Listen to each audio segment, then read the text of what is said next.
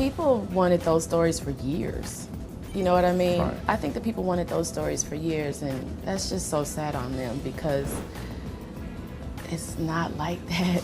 You know what I mean? It's so crazy. And I just think it's so sad that we live in a world where people don't want to see women get along. For years, Kelly Rowland kept her name away from drama. While other celebs made headlines for scandals, Kelly focused on her work. But all that peace is shaking now. Roy Williams, the man once engaged to Kelly, just spoke up, and what he said is shaking the internet. For years, people believed he was the one Kelly was talking about in her emotional 2013 song Dirty Laundry, a track that dives deep into an abusive relationship and silent suffering. The lyrics painted a picture of pain, jealousy, and being stuck with a man who kept her in the dark while the world watched Beyonce shine. Kelly never named anyone, but fans assumed it was Roy, her ex-fiancé, who she broke up with back in the early 2000s. The timing matched, the emotions felt real, and the fans quietly labeled him as the villain. But now, Roy's finally clapping back after staying silent for over a decade, and his words are making everyone take a second look at the story they thought they knew. They don't pay me.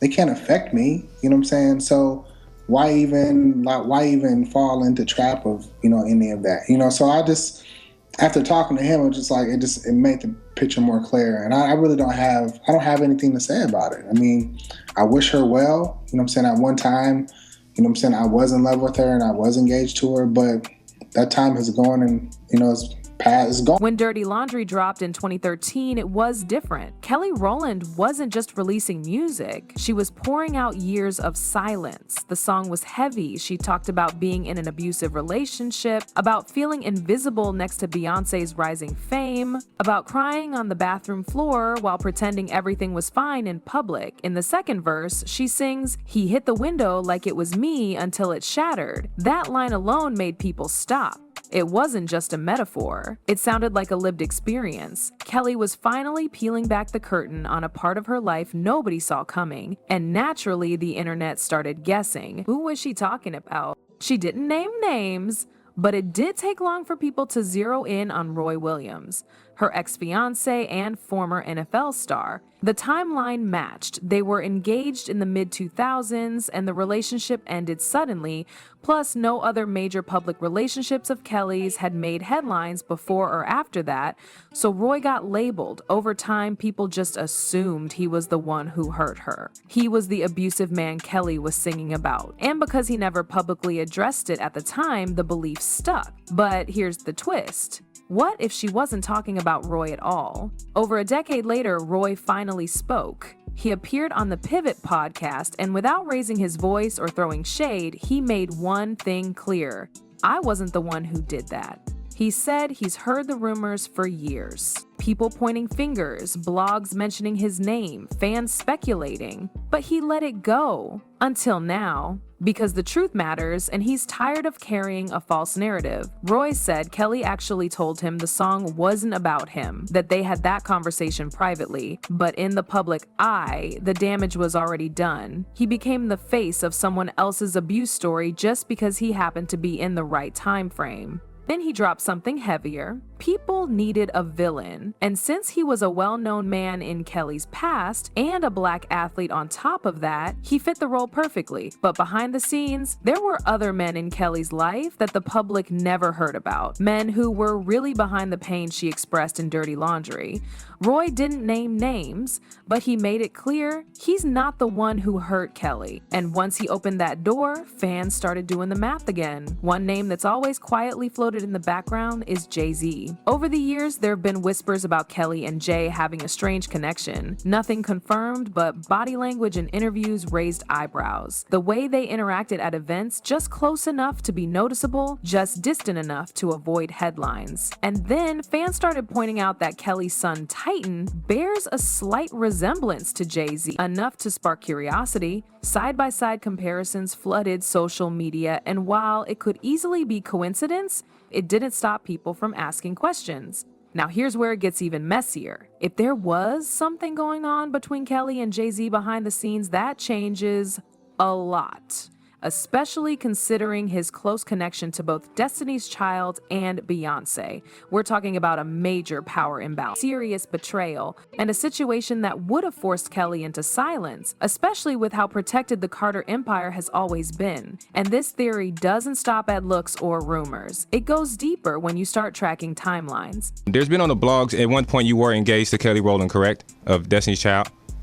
Yeah, I was. Yeah, and there she has a new song coming out, and you had to go out and basically clarify and clear your name of whatever she was saying in the lyrics. Is there anything you can say about that and to our audience? No, there really isn't much for me to speak on. Now, here's where the story really starts feeling like a betrayal. If the whispers are true, and Jay-Z and Kelly had something going on before he got with Beyonce, then that changes the meaning of everything. This wouldn't just be a messy breakup, it would be a full-blown love triangle between three of the biggest names in the industry. Let's look at the timeline. Destiny's Child was coming up strong in the late 90s and early 2000s. Jay-Z was already a powerful figure, older and deeply involved in the industry. Kelly and Beyonce were side by side professionally and personally, sisters really. But if Jay-Z was involved with Kelly first and then ended up with Beyonce, that's not just awkward, it's brutal. It means Kelly didn't just lose a boyfriend, she may have lost him to her best friend. And when you look back at interviews and lyrics with that in mind, it hits differently. Kelly once admitted that living in Beyonce's shadow broke her down emotionally. She said it haunted her for 10 years. Everyone assumed she was talking about career competition. But what if it wasn't just about fame? What if it was about losing love too? That makes Dirty Laundry even deeper. It's not just a song about abuse and jealousy. It might also be about heartbreak, betrayal, grief, the kind that doesn't just come from a partner but from someone you considered family. Imagine having to perform next to the woman who took the man you loved, just smiling through it, acting like nothing happened. That's not just tension, that's trauma, that's emotional warfare. And when we talk about Jay-Z's history, Kelly wouldn't be the only young woman tied to him under suspicious circumstances. Let's start with Rymir Satterthwaite. This guy has been trying to prove for over a decade that Jay-Z is his father. His mother was allegedly 16 years old when she got pregnant by Jay. Rymir has begged for a DNA test since he was a teenager, not for clout, not for money, just to know where he came from. But JC's legal team? They've been fighting it hard, blocking every attempt, filing motions, avoiding jurisdiction.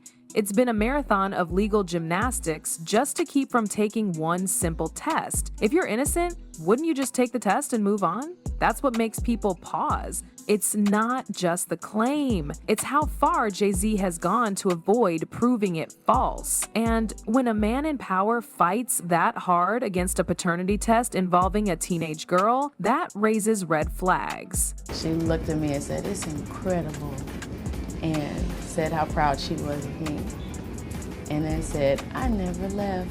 Then there's the timeline with Beyonce herself. Officially, Jay-Z and Beyonce say they started dating around 2000. She would have been 19. But some industry insiders claim it began earlier, possibly when she was just 7. Even just a couple months difference is important here, especially when the age of consent and power dynamics are involved. And she wasn't the only young girl around Jay at the time. Foxy Brown, who was just 15 when Jay-Z brought her into the spotlight, also had rumors swirling for years. She once laughed them off, but later, in a more serious moment, she admitted that something was going on back then, though she never laid it all out. She said she and Jay used to joke about gossip, but when people started looking closer, they stopped laughing. So when you take all of this, Kelly's pain, Jay-Z's possible involvement, Beyonce's closeness, Foxy's comments, and Rymer's case, it starts painting a pattern, one where young women, power, silence, and secrets all get tangled together.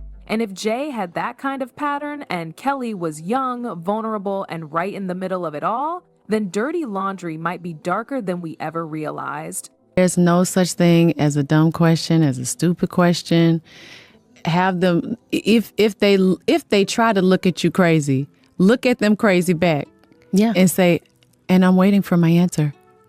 Period. After Destiny's Child ended, everyone expected all three women to rise together, but only one really did. Beyonce took off like a rocket. Michelle found her lane in gospel and theater, but Kelly, she faded. Sure, she had a few solo hits. Motivation made waves. She had moments overseas, especially in the UK. But in the US, she never quite broke through the way fans thought she would. At the time, people blamed the industry, saying Kelly didn't get the right backing or the right songs. But maybe it wasn't about music at all. Maybe Kelly was emotionally checked out. Maybe she didn't want to be in that world anymore. Think about it. If you had to constantly smile next to the very people who hurt you, would you keep showing up? Over time, fans noticed the distance. Kelly wasn't showing up at Beyonce's big events like she used to. She missed birthdays, public appearances, even Ivy Park launches. The sisterhood seemed off. She wasn't in the inner circle anymore. And remember, Jay-Z was building an empire, Rock Nation, Tidal, all of it. And yet, Kelly's name was nowhere in the mix. It's like she was quietly removed. And when someone with talent, connections, and history suddenly becomes invisible, that's not by accident. It points to something heavy going on behind the scenes. Something that broke trust. Something that made Kelly step back and say, I'm done. Maybe the fallout wasn't just career. Maybe it was personal pain that she couldn't talk about, so she left the spotlight instead. So, what do you think? Was Kelly's pain about more than just jealousy and abuse? Was she quietly pushed aside to protect a bigger brand? Drop your thoughts in the comments. Let's talk about it. And if you want more truth bombs from behind the curtain, don't forget to like and subscribe.